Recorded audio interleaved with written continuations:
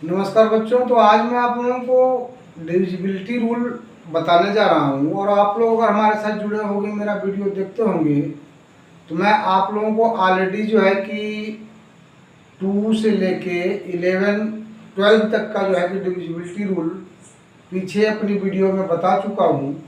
अर्थात 2 से 12 तक का विभाज्यता का नियम मैं ऑलरेडी आप लोगों को बता चुका हूं।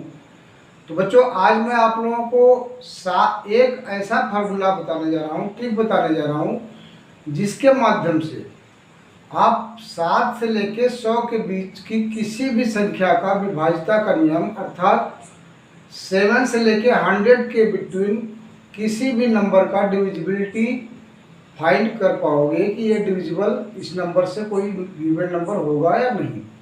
तो आइए बच्चों, सबसे पहले मैं डिविजिबिलिटी के बारे में आपको बताने जा रहा हूँ। यहाँ पे जो रूल है, यहाँ करा है divisibility rule of any number between 7 to 100, अर्थात हिंदी में करा 7 से 100 के बीच की किसी भी संख्या की विभाज्यता ज्ञात करना। कोई भी संख्या दिया हो और उससे कोई गिवन दी हुई संख्या विभाजित होगी कि नहीं, हम कैसे ज्ञात करेंगे। यहाँ पे मैं इसको 2 भागों में बांटा हूँ।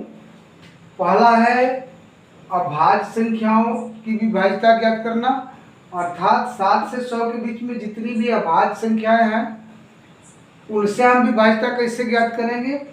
दूसरा है भाज्य संख्याओं की विभाज्यता ज्ञात करना, अर्थात 7 से 100 के बीच में जितनी भी भाज्य संख्याएं अर्थात कंपोजिट नंबर्स हैं उनकी विभाज्यता हम कैसे ज्ञात करेंगे।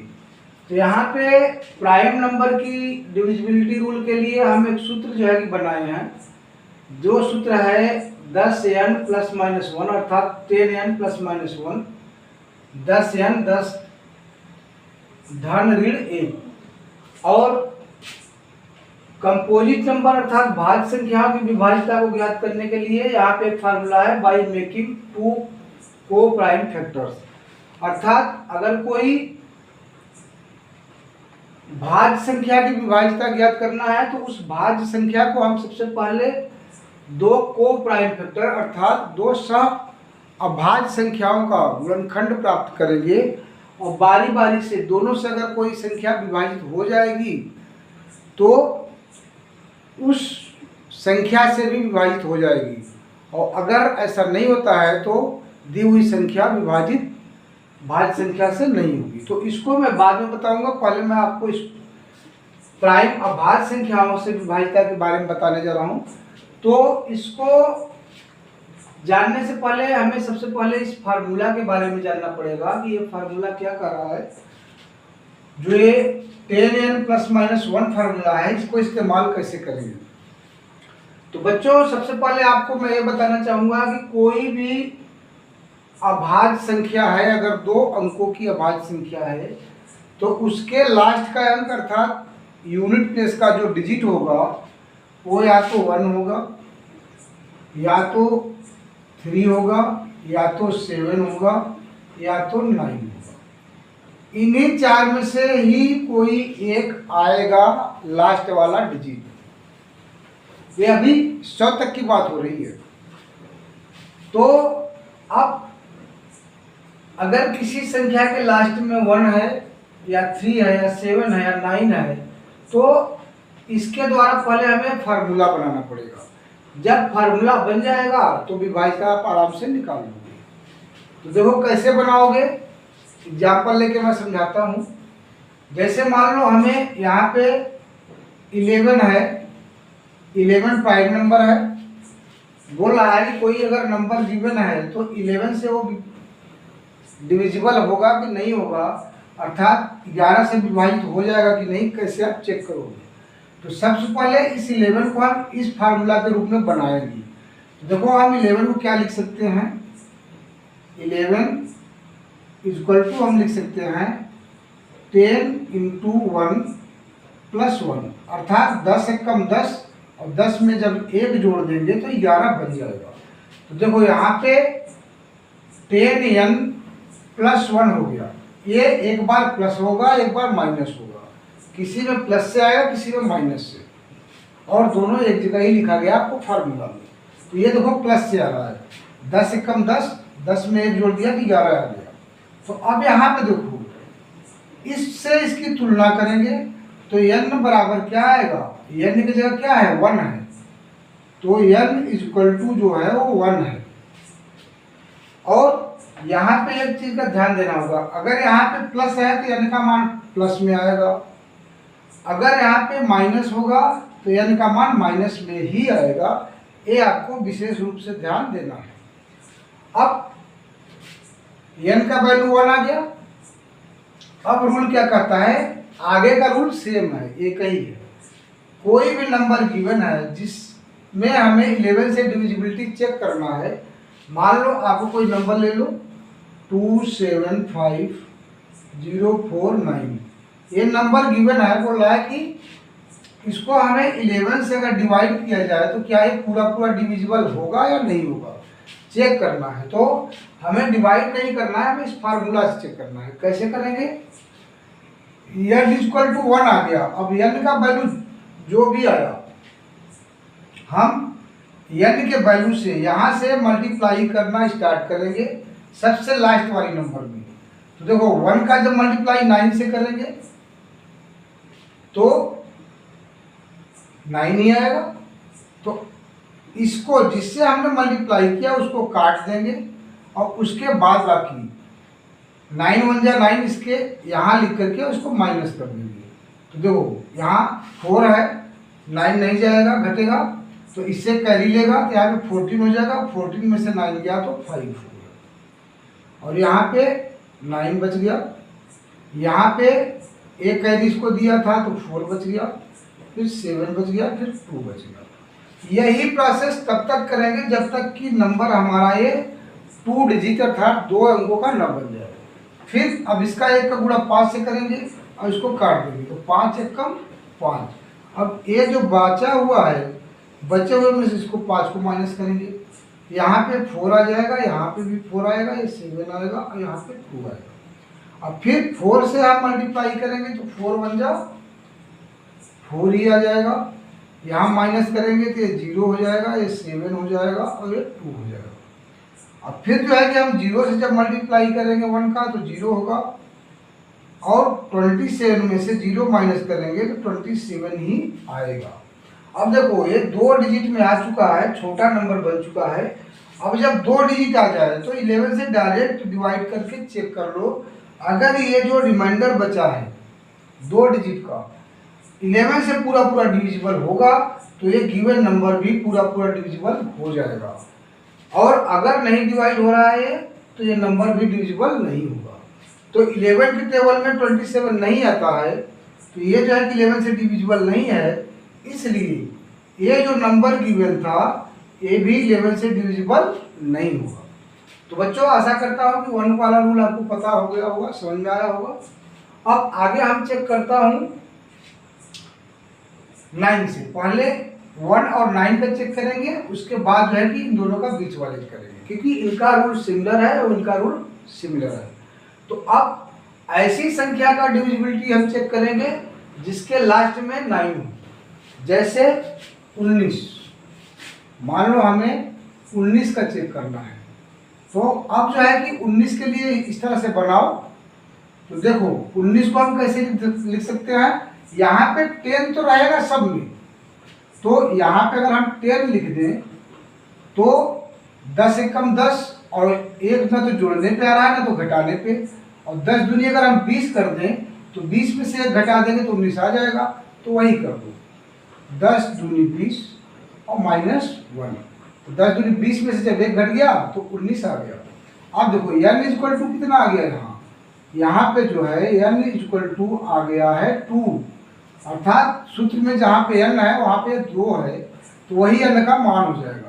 और मैंने आपको बताया था कि अगर यहाँ पे माइनस है तो n का मान भी माइनस में ही आएगा, अगर यहाँ प्लस होता तो प्लस में आता, माइनस है तो माइनस में आएगा। अब रूल यही काम आगे करेगा, n का मान आ चुका है जिसमें 19 का डिविजिबिलिटी चेक करना है, उसके लास्ट वाले से इसको गुणा करके घटाते चले जाओ।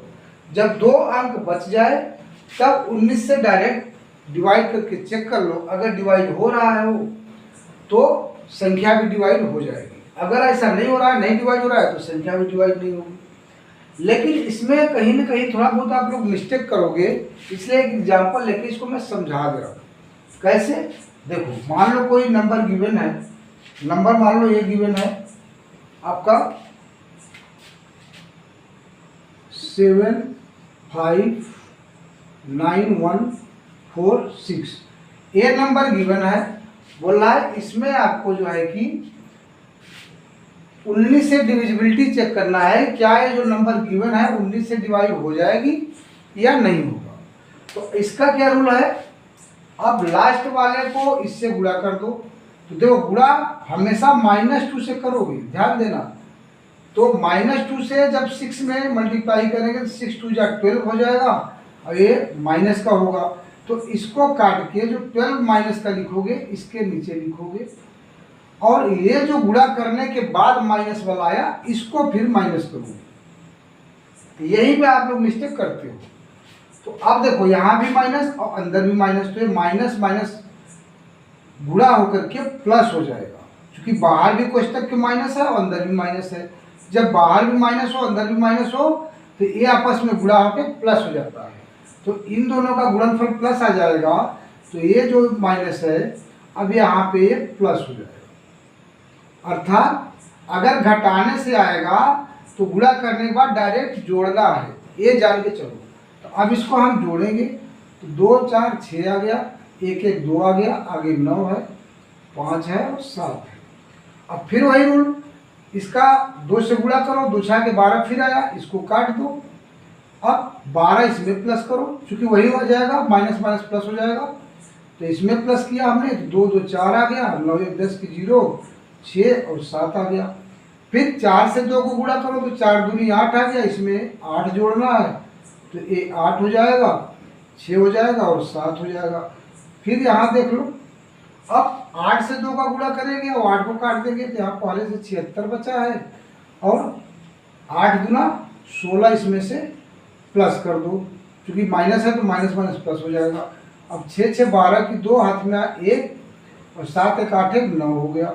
जब 2 अंकों में आया तो 19 से पहाड़ा पढ़ के इसको टेस्ट कर लो, तो 19 5 95 होता है और ये 92 है। तो इस तरह से पूरा पूरा डिवाइड नहीं हो रहा है, तो जब जो शेष बचा है वो 19 से पूरा पूरा डिवाइड नहीं हो रहा है, तो इस तरह से जब ये डिवाइड नहीं है, तो ये जो पूरा ओरिजिनल नंबर पहले दिया हुआ था ये भी 19 से डिवाइड नहीं होगा। तो बच्चों यही ध्यान देना है कि जब माइनस करने से आएगा तो आपको गुणा करके यानी कि वैल्यू से लास्ट वाले से गुणा करते जाना है और जो है उसको जोड़ते जाना है। जबकि अगर प्लस करने से आता तो गुणा करने के बाद उसको घटाते हुए जाना है। तो बच्चों आशा करता हूँ कि आप लोगों को समझ में आ गया होगा इन दोनों का रूल, 1 का और 9 का। और अगर जो है कि आप प्रैक्टिस करना चाहते हो तो कोई भी नंबर लेकर के प्रैक्टिस करो, अगर नहीं आता है तो मेरे कमेंट करो, मैं उसका फिर आप लोगों को बताऊंगा। अब आगे चलते हैं 3 का जो है कि डिविजिबिलिटी रूल। अगर किसी संख्या के लास्ट में 3 है, अभाज्य है, तो उसका हम कैसे ज्ञात करेंगे। ये सारी अभाज्य की बात हो रही है, अभाज्य संख्याओं से भी डिविजिबिलिटी हम चेक कर रहे हैं। अब आगे अगर किसी संख्या के लास्ट में 3 दिया है तो उसका कैसे हम याद करेंगे। देखो 13 जैसे है, अब लास्ट में 3 है, तो इसका डिविजिबिलिटी रूल के लिए क्या नियम बनता है, ध्यान देना। इन दोनों के लिए एक ही नियम है, 3 के लिए भी और 7 के लिए भी। तो अगर किसी संख्या के लास्ट में 3 है या 7 है तो सबसे पहले संख्या को 3 से गुणा कर देंगे। अब 3 से गुणा करने के बाद जो आएगा उसको इस फार्मूला में बैठाएंगे। तो देखो 13 तिया 39 होता है, 39 हो गया।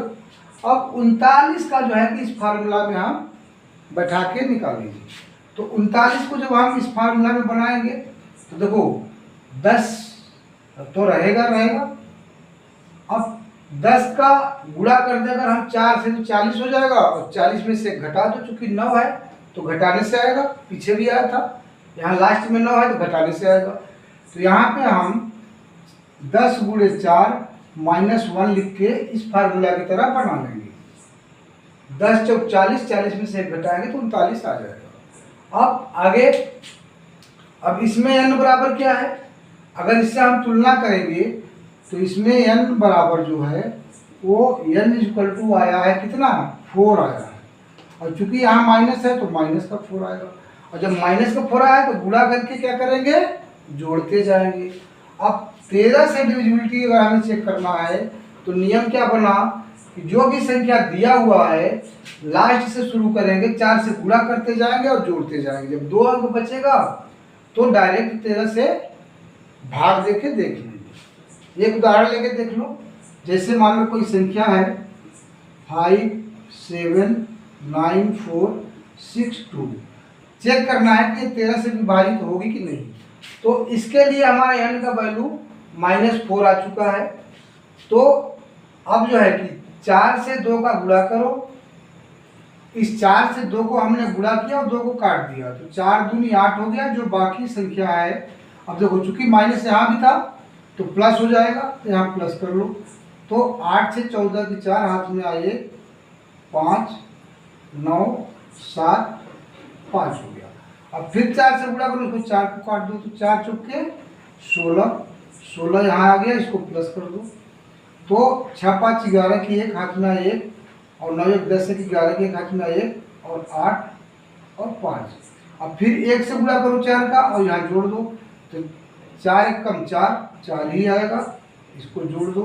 तो यहाँ पे 5 हो गया, यहाँ पे 8 हो गया, यहाँ पे 5 फिर दिया है। अब 5 से फिर 4 को गुणा करो, इसमें जोड़ दो, तो 5 चौक 20 हो जाएगा, और 58 बचा हुआ था, इसमें 20 और जोड़ दो, तो 8 हो गया और 7 हो गया। अब जब 2 अंकों की संख्या शेष बच गया तो 13 से डायरेक्ट भाग देके देख लो, तो 13 5 65, 13 6 78, यस ये 78 है, और 78 13 की पहाड़ा में आता है। तो इसलिए ये संख्या जो है कि 13 से पूरी पूरी विभाजित हो रही है। तो ये जो दिया हुआ संख्या था 5 7 9 4 6 2, ये भी पूरी पूरी जो है कि 13 से विभाजित हो जाएगी। तो ये नियम बच्चों, जब लास्ट में 3 है तब 3 से गुणा करके और इस तरह से निकालोगे।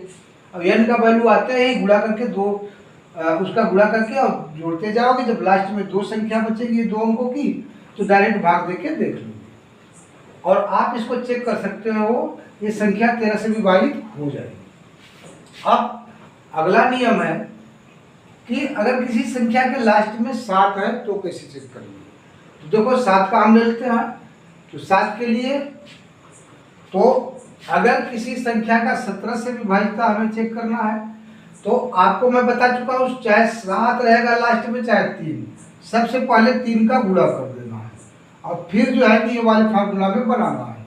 तो 17 या 51 हो गया। अब इस 51 को हमें इस तरह से बनाना है। तो देखो 51 लास्ट में 1 आ गया, तो 1 का नियम याद करो कि 1 जोड़ने से आएगा, और लास्ट में 9 आएगा तो 1 घटाने से आएगा। तो यहाँ +1 लिख दो, क्योंकि यहाँ तो +1 नहीं आएगा। अब +1 इसमें कितना और जोड़ दें 1 में कि 51 हो जाए, तो आप पाओगे कि 50 और जोड़ दें तो 51 बन जाएगा। अब 50 को 10 से तोड़ के बना लो, तो 50 के 10 × 5 = 50 को हम लिखते हैं 10 × 5। तो बच्चों आशा करता हूँ समझ में आ रहा होगा। अब इससे तुलना करो, तो यहाँ पे देखो n बराबर कितना आ गया, n = आ गया 5, और चूंकि यहाँ पे प्लस से आया है इसलिए इसका भी चिन्ह प्लस से ही होगा। तो अब 17 से अगर किसी संख्या को विभाजित चेक करना है तो उसके लिए n का मान 5 आया है, 5 से गुणा करके, और चूंकि इसका चिन्ह धनात्मक है तो घटाना पड़ेगा। घटाते जाओ, जब 2 अंक बच जाए तो डायरेक्ट 17 से भाग देके देख लो। जैसे मान लो एक उदाहरण आपको लेके समझाता हूँ कि 17 से विभाजित चेक करना है। मान लो दी हुई संख्या 4 5 6 1 7 9 3 ये दिया हुआ है, कह रहा है कि इसमें 17 से विभाजित हमें चेक करना है। तो क्या नियम है, 5 का गुणा लास्ट वाले से करो, तो 5 × 15, और इसको काट दो जिससे गुणा किए। अब 15 को जो बची हुई है उसके नीचे लिख के घटा लो, तो 9 में से 5 गया 4, 7 में से 1 गया 6, आगे वही आ जाएगा अब फिर वही 4 पंजे 20, इसको काट दो, 20 को घटा दो। 6 में से 0 गया 6, 11 में से 2 गया 9, 5 5 और 4। फिर 6 से गुणा कर दो तो 6 पंजे 30, 30 इसमें से घटा दो। यहाँ पे 9 आ गया, यहाँ पे 2 आ गया, यहाँ पे 5 है, यहाँ पे 4 है। अब फिर 9 से गुणा करो तो 9 को काट दो तो 452 बचा हुआ है, और 9 पचे 45, 9 पचे 45, तो अब 45 को यहाँ माइनस कर दो।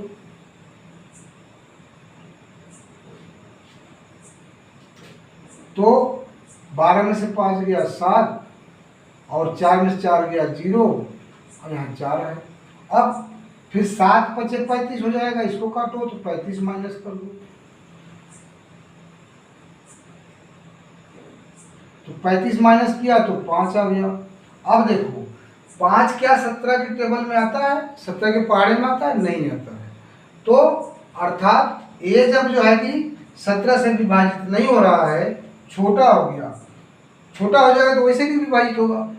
तो जब ये नहीं विभाजित हो रहा है तो जो संख्या दिया हुआ था 4 5 6 1 7 9 3, ये भी 17 से विभाजित नहीं होगा।